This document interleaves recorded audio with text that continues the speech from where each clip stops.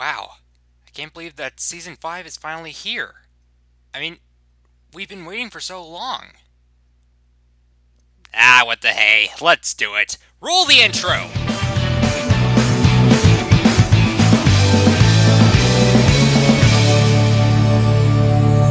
Hello everypony, I'm BrickBrony1894. Today, we're going to be looking at the two-part Season 5 premiere of My Little Pony Friendship is Magic. Now, today, I'm just going to give a brief review of this episode, unlike my last review, which was Sleepless in Ponyville.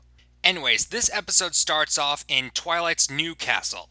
You know, the one that appeared at the end of Season 4. Speaking of which, after getting a recap of the events of Season 4 finale, Twilight still wonders why it all had to happen. And then, this happens!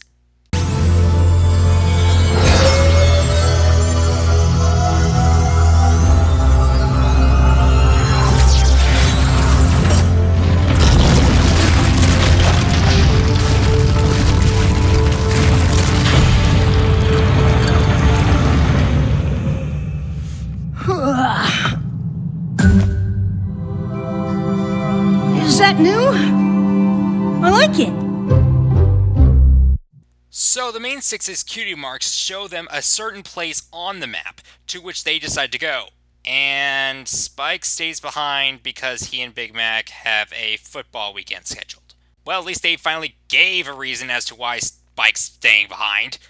Anyways, after we get a montage of the main six traveling by train and then by hoof, we finally make it to the place on the map, which is...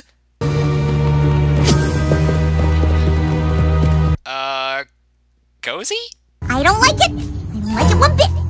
Anyways, after getting a closer look at the town, we get to see our main antagonist this episode. Who is this unspeakable evil? It's Starlight's Glimmer. Sorry, Rainbow Dash, you're not going to be fighting any evil monsters anytime soon. So anyways, Starlight's little philosophy about friendship is somewhat different from what you would expect. She believes that every pony must be equal, that her cutie marks symbolize that one is better at a special talent than anyone else. So, they all have to be equal and not have special talents that would make them unique, and they're not able to share their opinions with any pony else. You know what? I'm starting to think that this is a lot similar to communism. I mean, every pony in the village has no special talent, nothing unique about them, and no pony can have a differing opinion. Every pony has to agree with every pony else, no matter what. And as usual, I have no comments about the song. So, anyways, after learning a little bit more about the place, seriously, what is the name of this place? The main six go to... Oh no. No, this can't be happening!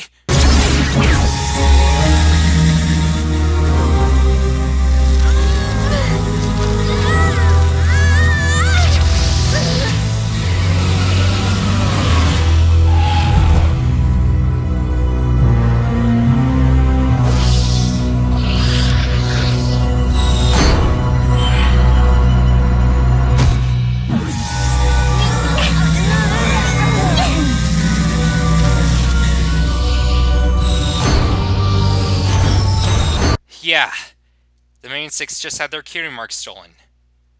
That seriously just happened.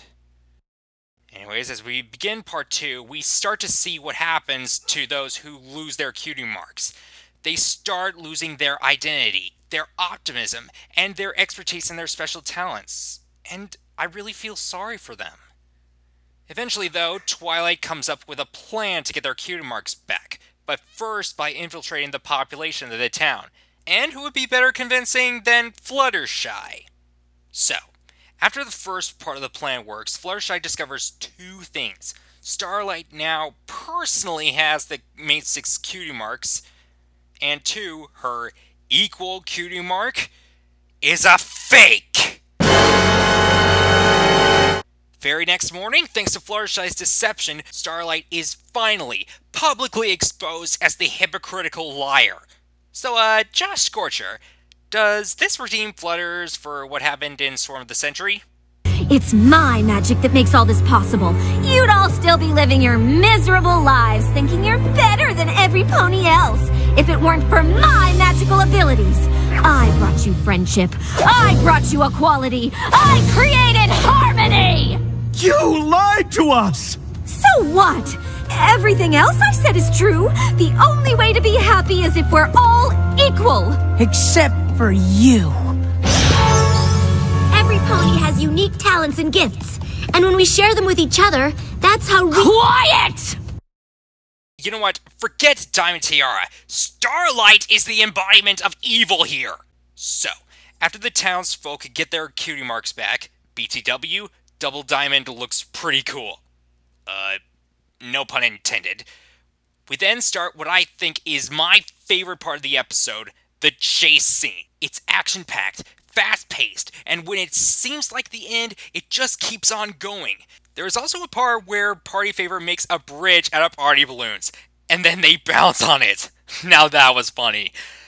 What was also pretty cool, again, no pun intended, was when Double Diamond made an avalanche, stopping Starlight right in her tracks. So, after that awesome chase scene, the main six finally get their cutie marks back. Booyah!